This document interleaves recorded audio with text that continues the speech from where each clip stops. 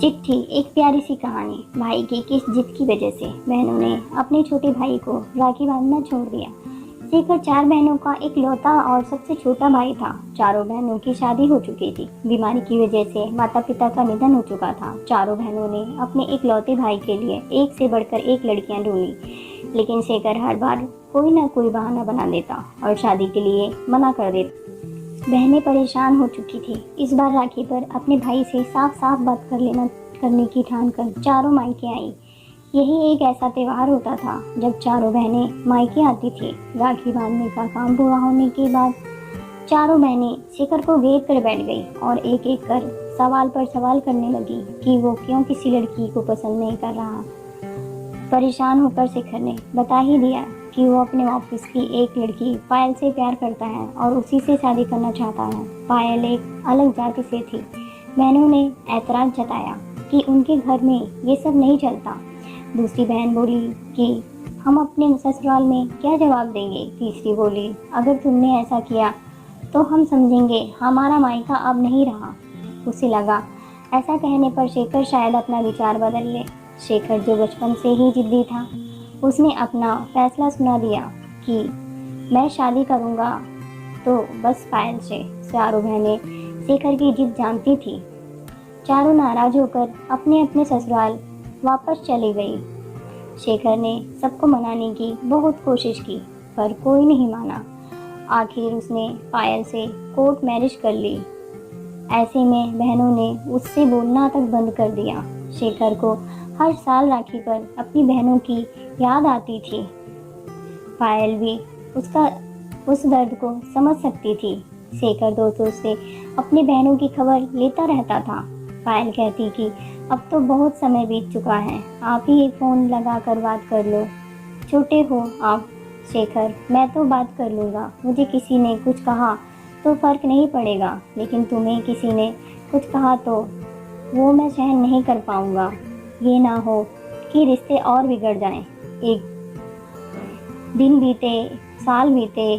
एक दिन खबर आई कि शेखर की तीसरी बहन के पति का रोड एक्सीडेंट में निधन हो गया है। शेखर के पैरों तले जमीन खिसक गई। पायल ने शेखर के तुरंत निकलने की तैयारी कर दी। शेखर निकलते निकलते रुक गया। शेखर, मैं वहाँ कैसे? पायल, अभी आपकी सबसे ज़्यादा ज़रूरत आपकी बहन को है। कोई कुछ बोल भी दे तो सुन लीजिएगा। और सुनिए, मैंने आपके बैग में एक चिट्ठी रखी है, वापस आने से पहले किसी एक बहन को दे दीजिएगा। शेखर चिट्ठी के बारे में पूछने की मनस्थिति में नहीं था। ठीक है बोलकर निकल गया। शेखर बहन के ससुराल पहुंचा। भाई को देखते ही बहन उसके गले लगकर खूब रोई। बहन का रोना भाई की आत्मा को चीर गया हो जैसे। सारी अंतिम क्रिया पूरी हो गई। शेखर निकलने की तैयारी करने लगा। बड़ी बहन शेखर का सामान बैग में रखने लगी कि उसके हाथ पायल की रखी चिट्ठी लाई आई। ऊपर ही लिखा था, दीदी एक बार जरूर पढ़िएगा। बहन ने हिचकिचाहट में चिट्ठी खोली जिसमें लिखा था, प्रणाम। मैं आप सबसे पहले तो माफ़ी चाहती हूँ कि इस दुख की घड़ी में मैं वहाँ पर आप लोगों के साथ नहीं हूँ, पर मैं और आपके भाई हमेशा आप लोगों के साथ हैं। ये आपका मायका पहले है, मेरा ससुराल बाद में। आपका पूरा हक है अपने भाई पर और आपके मायके पर। मैं आप लोगों के बीच ना कभी आई थी ना कभी आऊँगी। मुझसे कोई गलती हुई हो तो माफ़ करें, लेकिन अपने भाई को अनाथ ना करें। विनम्रतापूर्वक, पायल। उस समय तो इस चिट्ठी का जिक्र बड़ी बहन ने किसी से नहीं किया। समय बीता। अगले साल की राखी आ गई। सुबह सुबह दरवाजे की घंटी बजी। पायल ने शेखर से दरवाज़ा खोलने को कहा। शेखर ने दरवाज़ा खोला तो सामने चारों बहनों को देखकर खुशी से चिल्लाने लगा, पायल देखो कौन आया है। पायल हाथ में पानी का गिलास लेकर बाहर आई। वो जानती थी आज राखी पर शेखर की बहनें आने वाली हैं। ये बात पायल को उन लोगों ने ही फ़ोन पर बताई थी।